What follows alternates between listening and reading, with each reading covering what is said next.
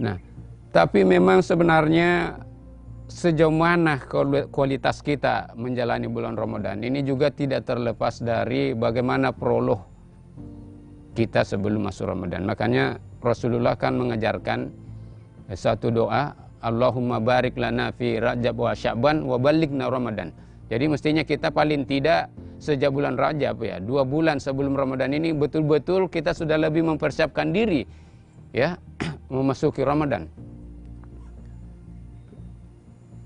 Semestinya seperti itu. Sejak bulan Rajab kemarin kita sudah lebih meningkatkan kualitas ibadah kita, juga kuantitasnya. Begitu juga bacaan Al-Quran dan lain sebagainya. Nah, bahkan sebenarnya para sahabat Rasulullah karena kepekaan spiritualnya, kepekaan imannya, itu bukan 2 bulan sebelum Ramadan mereka mempersiapkan diri, bahkan 6 bulan sebelumnya. 6 bulan sebelum masuk puasa, masuk Ramadan, mereka sudah lebih mempersiapkan diri untuk menjemput Ramadan yang sangat dahsyat itu. Nah, ini memang karena kualitas spiritual mereka yang begitu hebat. Nah, kaum muslimin rahimakumullah. Maka tantangan kita dalam menghadapi bulan puasa ini adalah bagaimana kita benar-benar ya menjalankan ibadah-ibadah yang wajib dan amalan-amalan utama untuk lebih memperbaiki kualitas kita dalam bulan Ramadan ini. Kalau amalan wajib seperti puasa saya kira kita tidak usah jelaskan. Tapi kecuali mungkin satu hal yang perlu jadi catatan bahwa walaupun ini sekedar mengingatkan saja, tapi ini harus menjadi wawasan kita bahwa kita ya tuntunan ajaran Islam adalah semua amalan itu harus kita tahu ilmunya ya. Al-ilmu qabla amal. Jadi segala macam amal-amal yang kita mau kerjakan itu kita harus tahu ilmunya. Ya, ilmu tentang puasa harus kita paham. Nah, bahkan sebenarnya dalam Islam apapun itu semuanya harus dengan ilmu. Ya. Bahkan iman sendiri tidak sah tanpa ilmu. Karena misalnya dalam Al-Quran dikatakan fa'alam annahu la ilaha illallah. Kata la ilaha illallah di dalam Al-Quran setahu saya hanya 2 kali. Dan salah satunya itu adalah fa'alam annahu la ilaha illallah. Ilmuilah, ketahuilah bahwa tiada Tuhan selain Allah. Jadi la ilaha illallah atau syahadat itu, tauhid itu harus ditahu ilmunya. Kita tidak boleh merasa beriman saja tanpa pengetahuan tentang ilmu la ilaha illallah, ilmu tauhid. Nah, begitulah semua amal dalam Islam, semuanya harus dengan ilmu. Maka termasuk puasa ini ya semestinya kita harus benar-benar mengerti bagaimana ilmunya tentang puasa ini. Nah, selanjutnya amalan yang sunnah yang hanya ada pada bulan Ramadan itu adalah tarawih ya. Maka ini juga amalan yang benar-benar harus kita maksimalkan ya. Harus kita optimalkan menjalankan tarawih ini. Walaupun mungkin bagi sebagian umat, bahkan mungkin sebagian besar umat nanti ini tidak tarawih di masjid.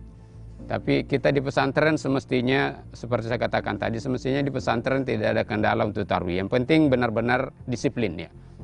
Jadi didata betul siapa yang boleh tarawih, ya jelas riwayatnya ya, tidak ada social distancingnya jalan. Nah, isolasi mandirinya sudah berjalan juga minimal 14 hari. Nah, sehingga kita bisa merasa aman di masjid. Nah, untuk di luar pesantren tentu ini memerlukan mujahadah yang lebih berat. Nah, tapi untuk tarawih tidak ada masalah juga kalau tidak di masjid. Ini juga kesempatan besar untuk kita tarawih bersama dengan keluarga, ya.